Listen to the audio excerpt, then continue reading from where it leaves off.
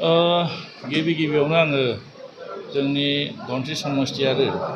गासै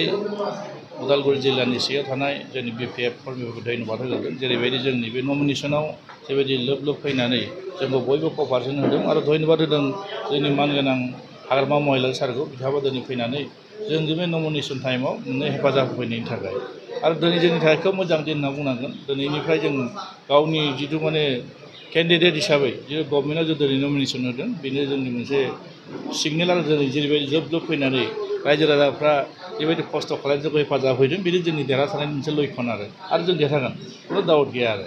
नोंथांनि समस्थियावहाय जों माखासे बेले बेजेखौ नुनो मोनदों थिग दिनै नोंथाङाथ' जेनेबा केन्डिडेट महरै सिखारबाय बिपिएफनिफ्राय थिग बेबायदिनो दिनै बेरेखा दोलो इउपिपिएल दोलोनिफ्राय गावजों गाव केन्डिडेट मोनलायनायावबो माखासे दावराव-दावसिखौ जों नुनो मोनदों मा बुंनो बेनोथ' बिथांमोननि मोनसे जेननायनि लैखोन मानोना बिथांमोना गावसोरनि गेजेराव बुजाफोरा गैया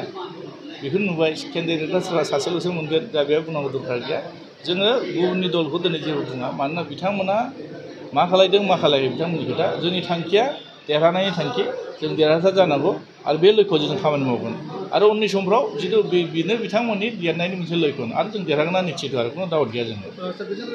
बेखौ जोंनि हाइकमान्डआ जिथु मानगोनां हाग्रामा महिलारि सारा स्पष्ट बिनि सायाव गावहा माने व्यक्तिगत हिसाबै गाव मोननै समस्यायाव गेलेगोन होनना बुंदों बेबायदि गाव माने गावनि चइस मथे गाव जायगाखौ सेलेक्सन खालामनो हादों बेहाय माने सोरखौबा टारगेट खालामनानै सोरखौबानि नङा खिन्थु गाव जेराव कम्फर्ट गाव जेराव थानानै देरहागोन बे जायगायाव सेलेक्ट खालामनानै बिथांमोननि मोननै समस्यायाव गेलेदों बेहाय माने बिनि सोमोन्दै जोंना जाय माने मानगोनां जोंनि हाग्रामा महिलारि सार बिथाङा स्पष्ट होगोन आं बिनि सायाव जेबो मत होआ बेथ' सैथो खोथा दिनैनि जिथु थासारियानो बेनो फोरमान खालायदों जे दिनै जेरैबायदि जोंनि सारा बिटिसिनि ओनसोलाव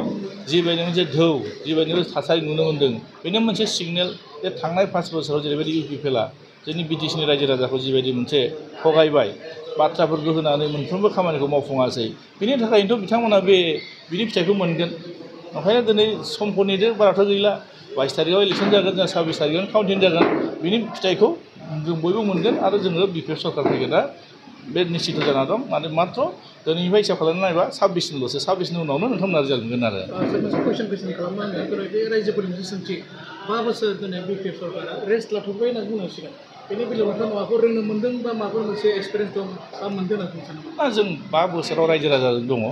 जों रायजो राजाजों थाफादों रायजो राजाजों खस्थ' खालामदों रायजो राजानि दुखु सुखुआव जों गसंफादों ओंखायनो दिनै रायजो राजाजों जों रेस्ट लानायनि बाथ्रा फैया जों अपोजिसनब्लाबो रायजो राजानि बाथ्राफोरखौ जों एसेम्ब्लियाव दिखांदों रायजो राजा जि लुगैदों बे बाथ्राखौ जों बुंदों खिन्थु दिनै नुनो मोनो दानि सरकारा जिथु अपोजिसनखौ सनमान होआखै आं गणतान्त्रिक भाबै जिथु मर्यादा थानांगौ बे मर्यादाखौ जों मोनाखै बिनि थाखायनो बिथांमोननि माने जिथु रिजाल्ट बे रिजाल्टआ खोब गाज्रि जागोन आरो नोंथांनि समस्थियावहाय सोरजोंबा बिराद गिदिरै नोंथाङा माने हार्डवर्क खालामनांगौ दं होनना सानो नामा राजु समस्थियाव बेखौ समखौ नेनांगोन आरो जों बेखौनो बुंदों जों रावजोंबो दिनैनि थारिखआव जोंहा माने एक पक्षबो जों देरहाना दङ जोंहा बिदि माने रावजोंबो जेबो हमना ला सोरजोंबा उमुकजों कम्पिटिसन जागोन उमुकजों जागोन जों बिदि सानाखै मानोना जोंना मोनसेल' रायजो राजाफोर क्लियार मोनसे डिसिसन लादों आरो दिनैसिमबो खनब्रै इलेक्सन जाना थांबाय एबार खनसे दङ बेहाय जों बिपिएफआनो देरहाबोबाय थादों थांनाय बाराव जोंहा रबेन नार्जारिया देरहादोंमोन रबेन नार्जारियाबो बिपिएफमोन माबा मोनसे खारनाव जों बिपिएफआ बेहाय जेनदों पुनराय आंनि समस्याजों देरहाना फैफिनदों ओंखायनो एबार कन्टिनिउ देरहागोन आरो एबार खोब मोजां आरो बे धनस्रि समस्तिनि रायजो राजाफ्रा जेरैबायदि मोनसे गोसो गुदुङै जिबायदि ओंखारबोदों नोंथांमोना प्रेक्टिकेल थांबानो मोनगोन ओंखायनो दिनै जों देरहागोन आरो निश्चित आरो